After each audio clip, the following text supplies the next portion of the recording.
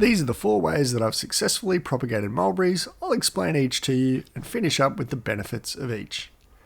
Air layering can produce these in just 12 to 13 weeks. You can use aluminum or aluminium foil or layering pods, and the only other thing you'll need is some seed raising or propagation mix and a sharp knife. Branch selection is key here. If you're using pods, go with the same branch thickness as the opening of the pod, and using aluminium foil gives you the chance to choose your own adventure. If you go big, you want to make sure that once you're removing it from the plant, there's no more than 2 foot or half a metre of growth above that, because you want your root system to be able to support the new plant that you are producing. In this video, I'll explain the process using layering pods. If you want to use alfoil, there's a link in the description to another video to help you there. Now, to prepare your branch, pick your spot, remove any branches or leaves in the way, and you want to cut completely around your limb in a full circle or a ring with the blade of your secateurs or a sharp knife. Go a few centimeters above or below the first ring that you have made and do the exact same thing. Now we're aiming to remove the outside layer of bark completely, so when you do this you need to press firmly up against the branch so you make sure you get through that full layer of bark. I recommend using gloves, even though I haven't here. Once done, make a vertical incision between the 2 rings that you've made on your tree so that you can peel away this section of bark. Use the edge of your secateurs or a knife to flick up the layer of bark and it should be able to peel off easily. If it doesn't come off easily, you may need to deepen the cuts that you've originally made. Once you've removed this section of bark, clean up the trunk by scraping your blade over the section where the bark was. Removing this will prevent the flow of energy up and down the plant and will cause root production at the top of your incision. Next, fill your pod with seed raising or potting mix. Make sure it's damp, close it up and seal it. You want to make sure it stays damp, avoid letting it dry out. After a month or 2 you'll get a beautiful set of roots like these. All you need to do now is remove that from the tree below where the roots have formed and pot it up.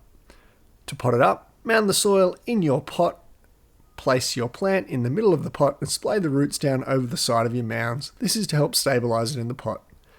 Keep it in morning sunlight, keep it well watered, and that's pretty well all you need to do this air layering method.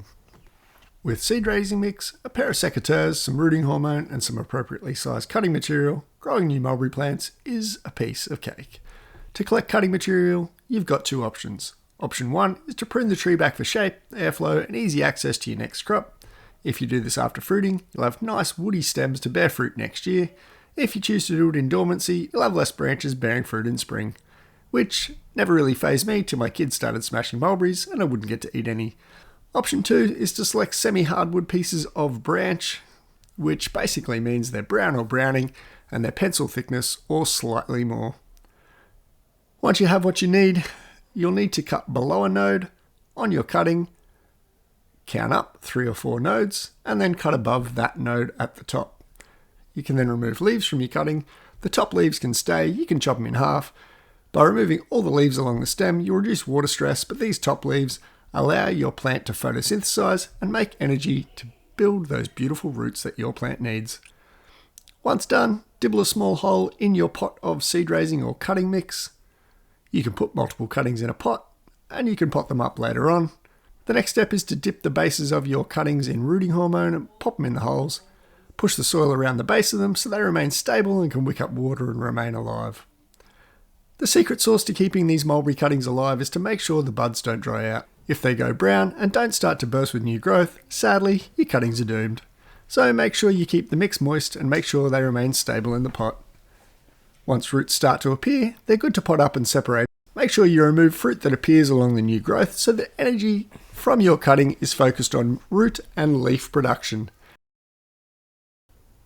Air layering into water is simple, but requires a little bit more attention as you go along. All you need to get this job done is the bottom part of a soft drink bottle or soda bottle. And I used a grafting knife to make my incision in the tree. Beyond this, all you need is water and the ability to pay attention to your air layer on a semi-regular basis. Pick a branch, the thickness of your middle finger through to your thumb.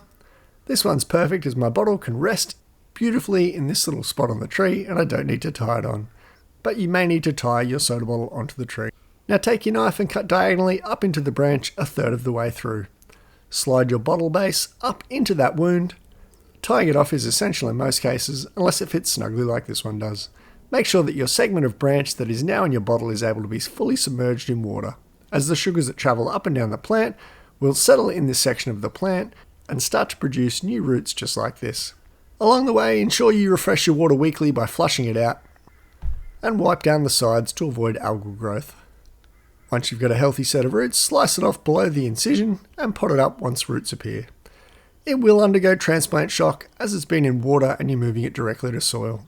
It may lose its leaves, but it'll come back and produce a healthy looking plant.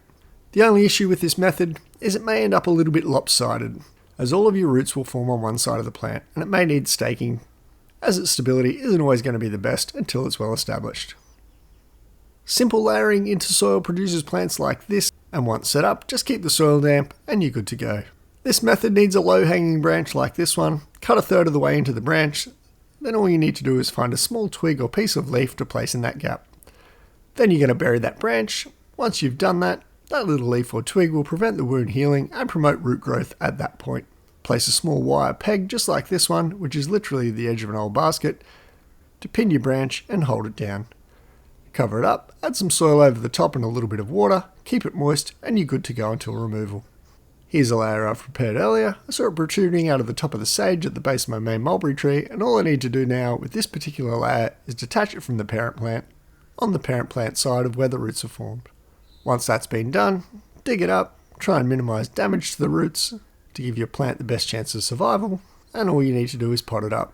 You may need to remove some extra growth, like we have in other examples, so you don't put stress on the plant once potted up. To pot it up, dibble a hole in the middle of the pot, place your roots into there, cover them up. For this one I planted a little bit more deeply due to the fact that you are going to have roots just on one side. You may want to stake it for a little bit more stability, give it some water, and place it in a spot that gets some morning sunshine to kick your plant off. Again, you may find that the leaves dry out once you pot it up, but they will shoot back, as there should be enough energy present in this plant to kick on. Now my recommendations for you, if you want to create the most mulberry plants possible, I'd go with the cuttings method. If you want the largest single plant, go with air layering a vertical branch, and the benefits of a vertical branch is you'll get an even root distribution around your new plant, which will allow it to stabilise beautifully once you pot it up. The funnest technique is the water method, but it will produce unstable plants that require staking due to the development of roots being on one side. And the easiest way to have success is either with cuttings or layering pods. Just don't let the buds dry out on your cuttings or let your mix dry out in the pods. Mulberries are easy to propagate, produce tasty treats every spring and sometimes twice a year.